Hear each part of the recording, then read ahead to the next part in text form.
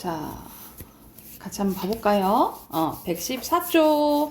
여기서는 지능형 교통체계에 대해서 나와 있는데요. 그래서 줄여서 ITS라고 하네요. 그죠? 자, 이 ITS 기술은 모든 교통수단에 대한 첨단 정보 기술을 접목하는 기술 통틀은 말로 점점 가속화되고 있는 정보화 시대에 알맞은 신속, 안전, 쾌적한 차세대 교통체계를 구현하는 데 목적을 두고 있대요. 그래서 여기서는 각각 이 ITS 기술이 활용되는 예시가 이제 쭉 나열되거든요. 첫 번째, 자, 대중교통의 운행 상황을 중앙관제센터에서 관리하여 이용자에게 전달하는 것을 둘 수 있는데, 이게 이 ITS 기술이 활용되는 예 첫 번째라고 보시면 돼요. 그래서 우리 보면은 만약 특정 버스 운행이 늦어지거나 빨라지면 운전자한테 알려줘서 이제 알아서 좀 조절을 이제 하는 거지. 좀 천천히 가거나 빨리 가거나. 또한 3문당 할게요. 자동 안내 표지판이나 차량 내 단말기 혹은 휴대전화를 통해서 운전자들에게 교통정보를 신속하게 전송하는 것도 ITS 기술이다라는 거죠. 이야기가 얘 두 번째예요. 이는 도심의 상습 정체 구간에 대한 정보, 그리고 특정 도로에 대한 정보를 이제 우리 보통 내비게이션을 통해서 이제 알려주잖아요. 그치? 이런 것들이라 생각하시면 되고, 이 밖에도 세 번째, 도로상의 차량의 특성, 그리고 속도 등을 감지할 수 있는 시스템을 설치해서 교통 상황을 실시간으로 분석함으로써 최적의 신호 체계를 구현하기도 한대요. 여기가 세 번째. 그 다음 화물을 실은 각 차량의 위치 및 운행 상태를 컴퓨터를 통해 파악해서 효율적인 운행을 지시함으로써 물류 비용을 줄일 수도 있대요. 여기가 네 번째. 또한 차량의 교통 상황이나 장애물을 인식하는 고성능 센서와 자동 제어 장치를 부착해서 운전을 자동화하기도 한다라는 거죠. 그래서 여기가 마지막 부분 다섯 번째라고 보시면 될 것 같아요. 이런 식으로 이렇게 사용되는 것들이 나열되어 있다라고 보시면 될 것 같아요. 그래서 바로 여기서는 계속 선생님 방금 말을 했듯이 얘가 이렇게 나열됐다 그랬잖아요. 그치? 4번이죠. 사례. 구체적인 사례 이제 나와 있고요. 2번에는 이거 실시간 버스 정류장에서 운행 정보 알 수 있는 것은 첫 번째잖아. 그지? 대중교통. 1번이죠. 그리고 3번엔 어휘 문제가 나와 있네요. 여기서는 답이 여러분 리을에 조정하는 거예요. 여러분 조정은 어떤 것에 대해서 맞춰서 이제 바꾸는 건데 여기서는 한 번 정해서 변경하지 않는 거는 오히려 고정이죠. 고정의 의미라고 보시면 될 것 같고요. 자, 뒤로 넘겨서 어휘 순서 문단별로 내용 확인 순서대로 하면 순서대로 5고요. 그래서 여기서는 항공과 관련된 거 아니죠? X. 그리고 시급한 게 아니고 지금 하고 있다 그랬잖아. 그치? X예요. 자, 밑에 빈칸 확인해보자. 첫 번째 거 중앙관제센터 운전자 실시간 물류 비용 자동화 도로 흐름 정부 전망은 밝을 것이다.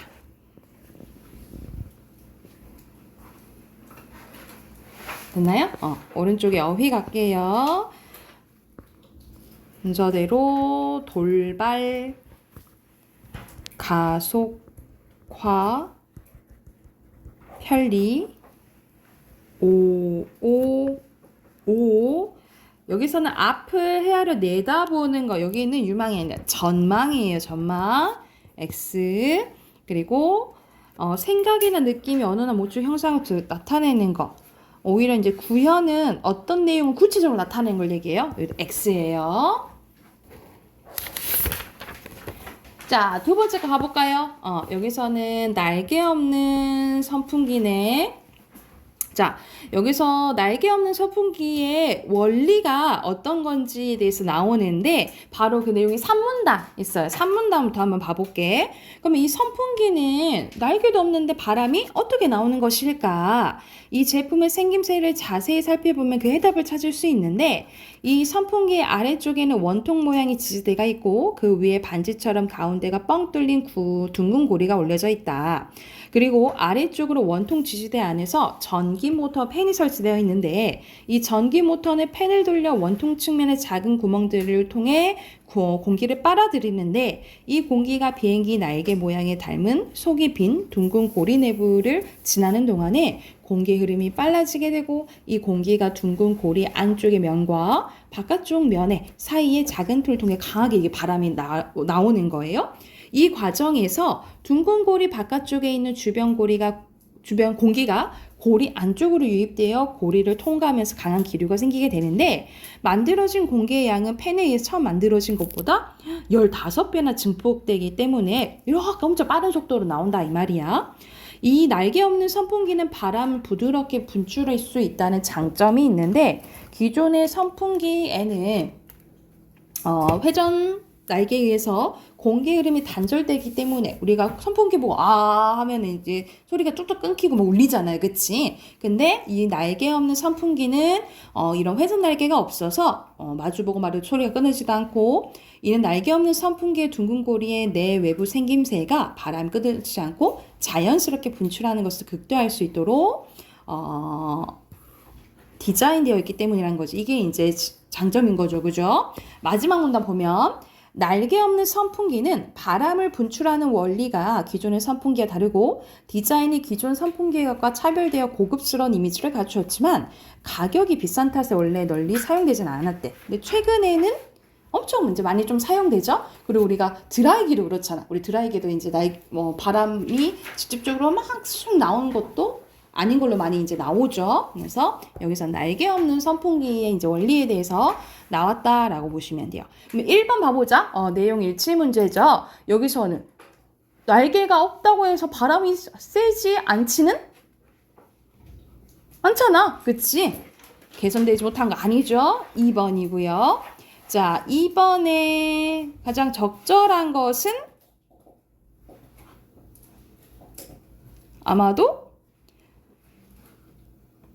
비행기 이야기가 나오죠. 그쵸? 5번이에요. 자, 뒤로 넘겨서 문단별로 있는 거 나오네요. 첫 번째 거, 마지막 거, 네 번째, 세 번째, 두 번째 이렇게 하시면 되고요.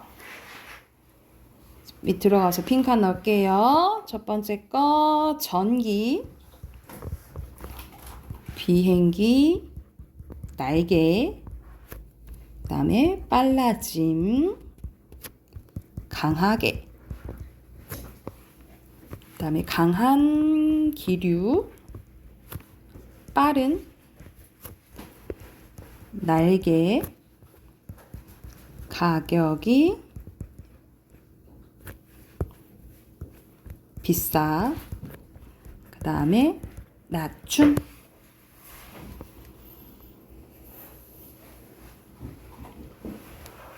있나요? 그리고 121조.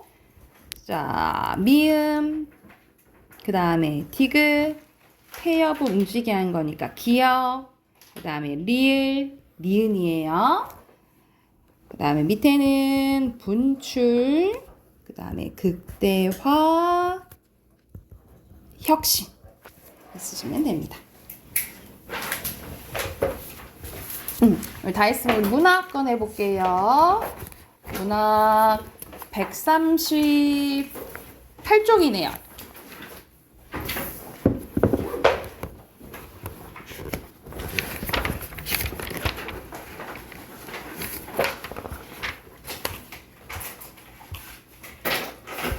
오늘 시 마지막이네요. 시 오늘 마지막 부분인데 진도 나가 봅시다. 138쪽 보면은 우리 시의 오늘 마지막 부분인데 대표적인 시조가 나와 있어요, 여러분. 그러니까 항상 시조의 개념을 알고 있어야겠죠? 그래서 밑에 선생님 다시 한번 시조 형식에 대해서 정리를 해줄게. 자, 시조는 고려 중엽에 이제 발생하게 돼서 조선시대 때 향유했던, 즐겼던 이제 시 갈래 중에 하나다라고 생각하시면 되는데, 자, 이건 고유의 정형시예요. 여러분, 정형시라는 것이 뭐가 정해져 있다? 형식이 정해져 있다라고 보시면 되겠죠. 그러면 시조의 이제 형식을 써보면, 자, 총 3줄짜리야, 그치? 그래서 3장이라고 하는데, 첫 번째 줄을 뭐라 하냐? 이렇게 3줄짜리잖아. 첫 번째 장을 초장이라고 하고, 두 번째 장을 뭐라 할까? 가운데 있잖아. 중장. 중장. 끝은 종장이라고 해요. 그래서 봐봐. 총 3장이고요. 우리 이렇게 동짓달 기나긴 밤을 우리가 이렇게 단어랑 더 큰 게 구라고 하거든요. 그래서 이렇게 한 구야. 그리고 여기가 2구야. 그래서 한 장당 2구씩 있거든요. 그래서 총 6구라고 생각하시면 돼요. 총 6구예요. 총 6구. 그리고 글자 수는 45자 내외입니다. 그러니까 45자가 좀 넘을 수도 있고 안 넘을 수도 있고. 그래서 이렇게 3장 6구 45자 내외가 지켜지잖아요. 이 3장 6구 45자 내외가 지켜지면 평시조라고 해요, 여러분. 3장 6구 45자 내외가 지켜지면 무슨 시조를 한다고? 평시조라고 하고. 집어넣고 자, 그리고 이렇게 봐봐. 동짓달 기나긴 밤을 하늘이 베어내요. 이런 식으로 우리가 한 번에 약간 완전 끊어있긴 아니지만 그래도 이제 한 번에 이제 발음하고 하는 단위를 음보라고 하는데 총 4번 끊어 읽어요. 사음보고요. 사음보. 그래서 말 그대로 음보가 반복돼서 느껴지는 운율을 뭐라 할까? 음보율이 이제 느껴지는 거고요. 그리고 글자 수는 3글자, 4글자 또는 4글자, 4글자가 반복되거든요. 그래서 이걸 3사조 또는 4사조라고 해요. 3사조, 이걸 우리가 글자 수가 반복돼서 느껴지는 운율을 뭐라 하냐면 음수율이라고 해요. 그래서 여기서는 음보율도 느껴지고 뭐도 느껴진다? 음수율도 느껴진다라고 생각하시면 돼요. 그래서 이런 것들이 반복되는 것들이 겉으로 드러나 있잖아요. 그치? 그래서 우리가 이렇게 형식이 정해져서 이거 반복돼서 겉으로 느껴져서 말 그대로 반복되는 게 겉으로 보이고 여기서 이제 느껴지는 운율을 뭐라고 하냐면 외형률이라고 해요. 그래서 이런 걸 통해서 뭐가 느껴진다? 외형률이 느껴진다라고 보시면 돼요. 우리가 자유시, 지금 쓰여져 있는 자유시들은 은근하게 느껴진다 해서 내재율이라고 하거든요. 운율을 내재율이라고 하는데 이렇게 시조는 겉으로 이렇게 반복되는 게 느껴져서 무슨 율이 느껴진다? 외형률이 느껴진다 이렇게 기억하시면 돼요. 그리고 하나 더 우리 마지막 장을 뭐라고 한다 했지? 종장. 종장의 첫 음보는 여러분 봐봐. 이렇게 몇 글자 왔니? 3글자 왔지, 그치? 삼음절로 고정되어 있다. 3글자가 온다라고 보시면 돼요. 그래서 3장 6구 45자 내외 4음보 3, 4조 음수율 그리고 종장의 첫 음보는 몇 글자가 온다? 3글자가 온다라고 기억하시면 돼요. 그래서 이렇게 3장 6구 45자 내외가 지켜지면 평시조라고 하고요. 평시조는 조선 전기 때 있죠. 조선 전기 때 보통 이제 사대부 양반들이 많이 지었다라고 생각하시면 되고요. 시간이 지나서 조선 후기가 되잖아요. 조선 후기가 되면 우리가 평민들이나 여자들도 글을 알게 되잖아. 그치? 우리가 한글을 알게 되면서. 그래서 이 평민들이 많이 쓴 걸 뭐라 하냐면, 이제 사설시조라고 하는데, 이 사설시조는 이 시조가 좀 길어진 거라고 생각하시면 돼요. 이렇게 사설시조는 시조가 좀 길어진 거, 이렇게 기억해 두시면 될 것 같아요. 그래서 여러분, 이거 기본적인 형식은 외워두셔야 돼요. 알고 계셔야 돼요. 여기까지 필요가 있을까요? 그러면 위에 있는 이제 시 한번 봐봅시다. 정리됐나요? 이따가 선생님이 또 보여줄게. 먼저 분석 먼저 해볼게요. 자, 먼저 홍랑이랑 황진의 시조가 나 있는데, 홍랑이나 황진이는 유명한 기생입니다. 기생. 여자가 이제 지은 거예요. 그래서 사랑하는 이제 임가의 사랑 이야기 또는 마음을 이제 표현한 이야기인데 한번 봐볼게. 맷버들, 우리 버들나무 이렇게 생각하시면 되는데요. 이 맷버들을 가려 꺾는데 그냥 꺾는 것도 아니고 뭐야? 골라서 가려 꺾었다라는 거야. 임에 대한 이제 마음이 드러나는 거지. 보내노라 임의 손에 내가 맷버들을 꺾어서 임에게 보내고 싶다라고 얘기하는 거야. 그래서 여기서 맷버들은 임에 대한 마음, 말 그대로 임에 대한 사랑을 의미한다라고 보시면 되겠죠. 그리고 여기서는 어순이 이렇게 바뀌었잖아, 그치? 어순 바뀌면 무슨 법이지요?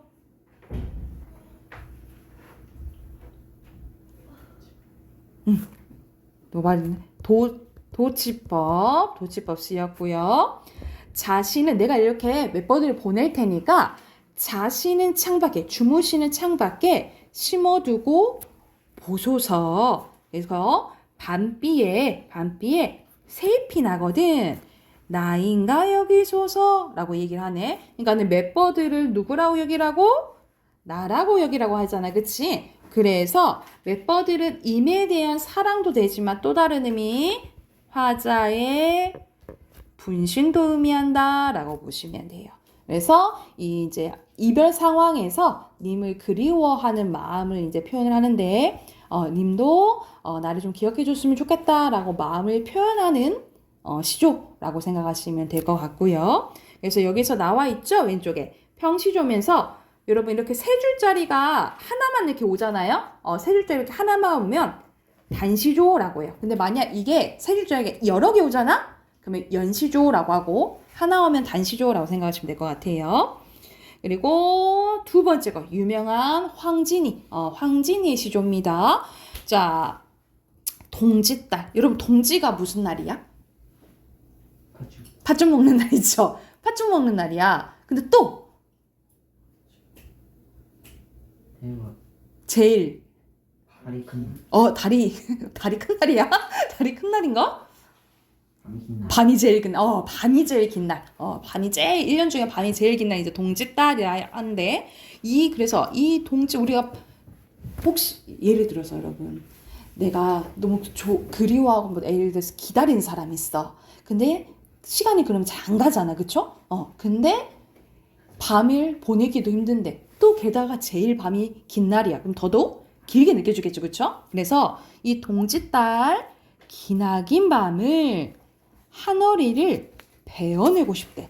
여러분 밤에 허리가 있어? 허리가 없잖아. 밤은 우리가 그냥 깜깜한 걸 밤이라 하지 사실 추상적인 거잖아요. 그쵸? 눈에 보이지 않는 건단 말이지. 그치? 그래서 이건 눈에 보이지 않는 것을 눈에 보이게끔 표현하는 거예요. 이걸 뭐라 하냐면 추상적 개념의 구체화라고 해요. 눈에 보이지 않는 것을 눈에 보이게끔 표현했다라고 보시면 돼서 동지달 기나긴 밤. 왜냐하면 밤이 너무 길게 느껴지니까 이거를 땡강 하고 잘라가지고 춘풍 봄바람 이불 아래 서리서리 넣었다가 서리서리 이제 넣는 모양이라고 보시면 돼요. 우리 모양을 흉내내는 말을 뭐라 하죠?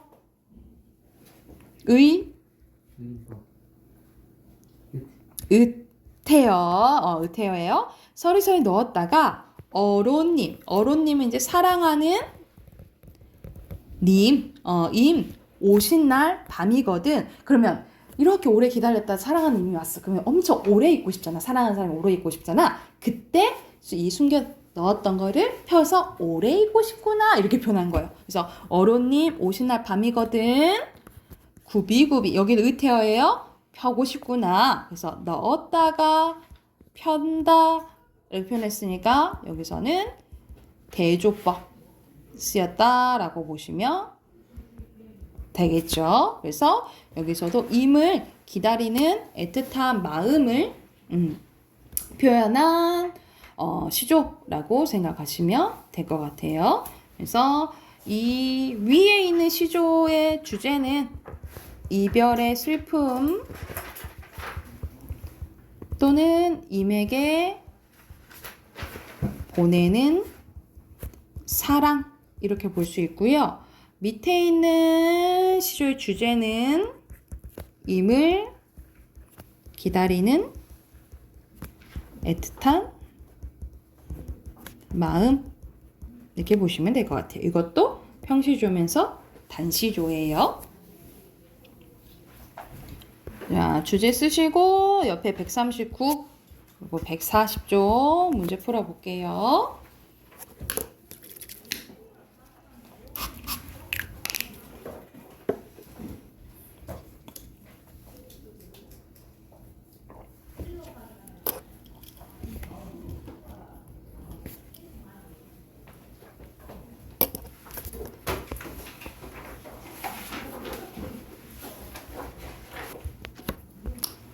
확인해 볼까요?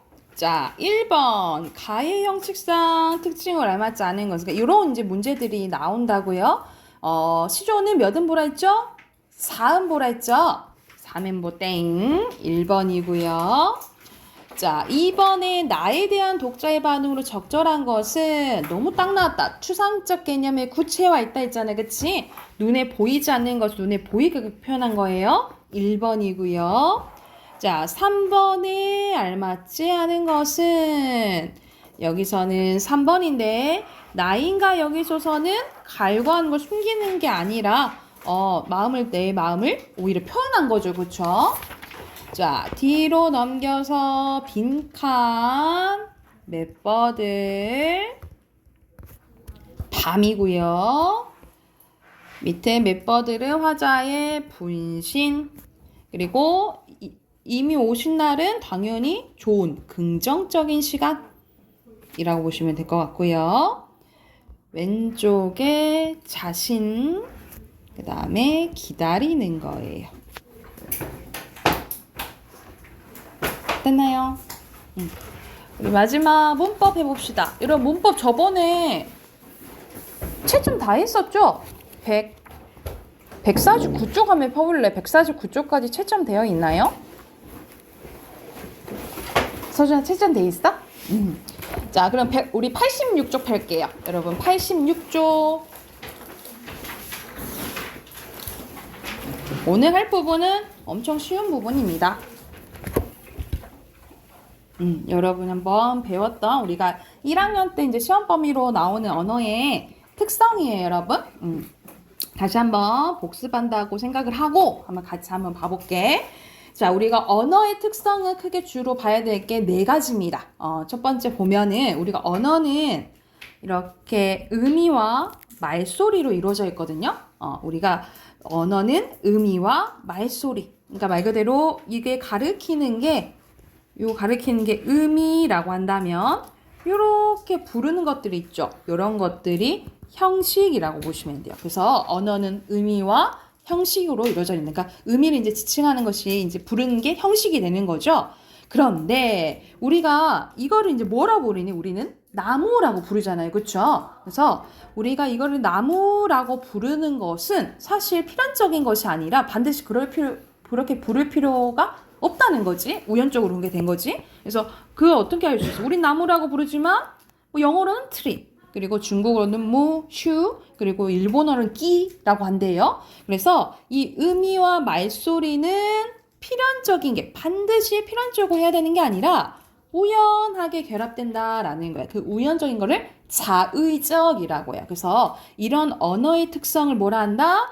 자의성이라고 한다는 거예요. 그래서 하나의 대상을 나타내는 말소리에는 처음부터 한 가지로 정해져 있는 것이 아니라 각 언어를 쓰는 사람들이 의미대로 정한 거예요. 이게 자의성이라고 보시면 됩니다. 그래서 예를 들어서 유찬이 이름이 유찬이지만 말 그대로 뭐 유진이 될 수도 있다는 거지. 예를 들어서 그래서 유찬이가 된 거는 우연적으로 됐다 이렇게 생각하시면 될 것 같아요. 해줄 수 있어요? 어떤 거? 자, 그래서 여기서는 의미와 말소리는 필연적으로 결합된 것은 아니다 이렇게 생각하시면 될 것 같아요. 이게 무슨 성이라고? 자의성이라고 생각하시면 되고요. 그것도 여러분 생각하면 돼. 우리가 사람 다리를 또 다리라 하고 건너는 다리도 다리라 하잖아요. 이런 동의어 또는 다의성 관련된 것도 자의성이라고 생각하시면 돼요. 그래서 관련된 이제 문제 보면 그 자의성 기억하면 돼. 그런데 우리는 결국 이거를 뭐라고 불러요? 나무라고 부르죠. 이렇게 나무라고 부르는 이유는 우리끼리 뭐 했기 때문이야? 약속이 있기 때문이거든요. 이러한 언어는 한 사회에 속한 사람들의 사회적인 약속이에요. 그래서 개인이 함부로 바꾸면 돼, 안 돼? 안 돼요. 이게 사회성이에요. 만약 개인이 함부로 바꿔버리면 의사소통이 잘 될까 안 될까? 안 되겠죠. 그렇죠? 그래서 다른 사람들 간에 원활하게 의사소통하기 위해서는 이 사회성을 잘 지키고 이야기해야 된다라고 생각하시면 되고요.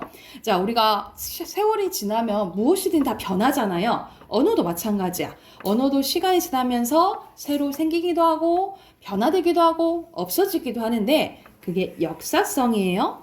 언어는 시간이 지남에 따라 새로운 말이 생겨나거나 이걸 단어로 생성이라고 쓸게요. 생성. 소리나 의미가 달라질 수도 있고요. 이걸 변화. 그리고 없어지기도 합니다. 이게 소멸이에요. 그래서 자, 아예 여러분 그렇게 생각해야 돼. 아예 새롭게 생겨나거나 아니면 변하거나 없어지는 게 역사성이에요. 이런 식으로 우리 예전에는 스마트폰 없었잖아, 그치? 이런 게 물건이 생겨나면서 말로 생겨난 게 역사성이에요. 또는 소리가 변하는 경우 우리 예전에는 지금의 나무는 나무였고요. 부리는 뿌리, 개는 가희, 꽃은 꽃, 그림자는 그림에, 여름은 여름이었어요. 이런 식으로 소리가 변한 이제 예고요.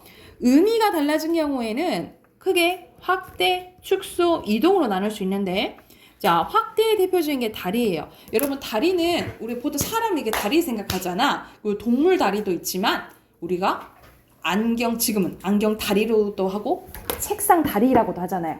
이건 이제 의미가 커진 거야. 그래서 이게 의미의 확대라고 보시면 되고 축소는 작아진 거겠죠. 여러분 지금 내가 유찬이한테 그래서 미인이시네요 하면 좀 어울리지 않지. 우리 보통 여자한테 아름다운 여성한테 미인이라 하잖아. 근데 예전에는 미인이 모든 것이 좀 완벽한 남녀를 뜻했어요. 근데 이거는 축소라고 생각하시면 되겠죠.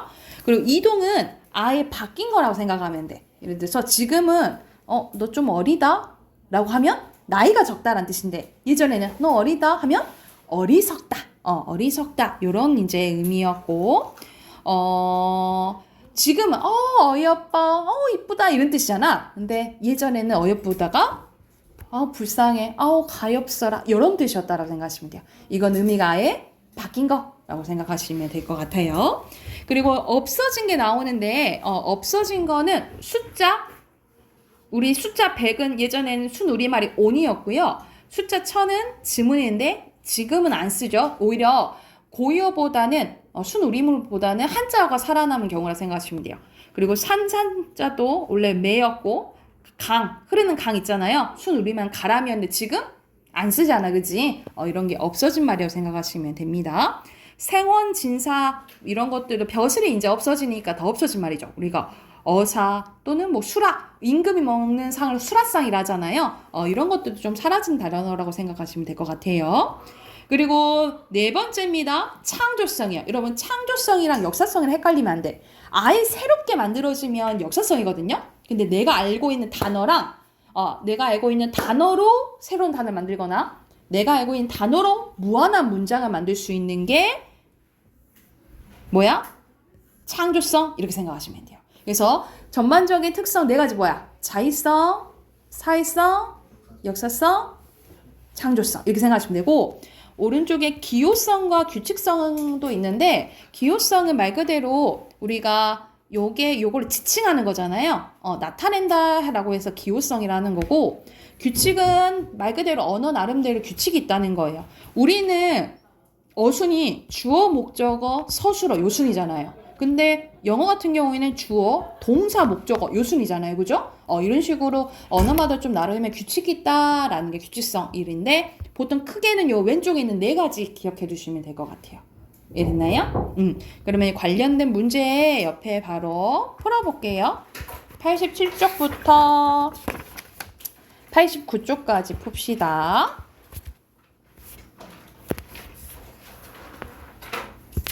자, 첫 번째 무슨 성이죠?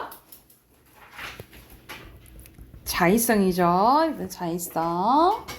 그리고 2번에 사회, 그리고 3번에 역사성, 4번에 창조성이고요. 그리고 역사, 창조, 자의, 사회성 이렇게 하시면 되겠죠?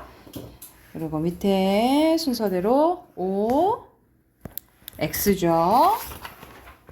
1번에 알맞지 않은 것은? 변하잖아 오늘 그치? 4번이고요. 2번에는 이거는 무슨 성 관련된 거예요?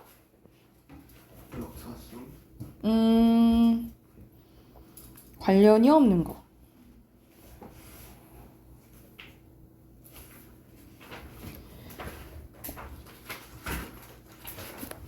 달라지고 역사성 그쵸? 역사성 관련 없는 것은 3번이죠. 이건 사회성 관련된 거고 3번에 이거는 뭘 지키지 않은 거야? 사회성을 지키지 않은 거잖아요. 그치? 3번에 2번이고요. 그리고 4번에 알맞지 않은 것은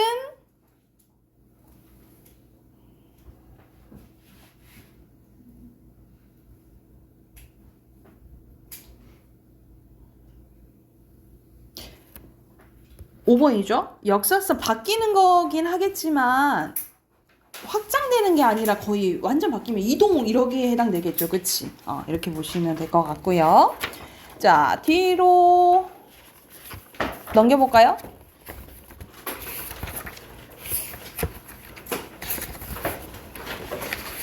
우리 거기만 딱 풀고 선생님 일찍 끝내줄게. 150쪽 150쪽 151쪽 형식에 대해서 딱 한 장 있거든요. 150쪽, 151쪽만 바로 풀어볼게요.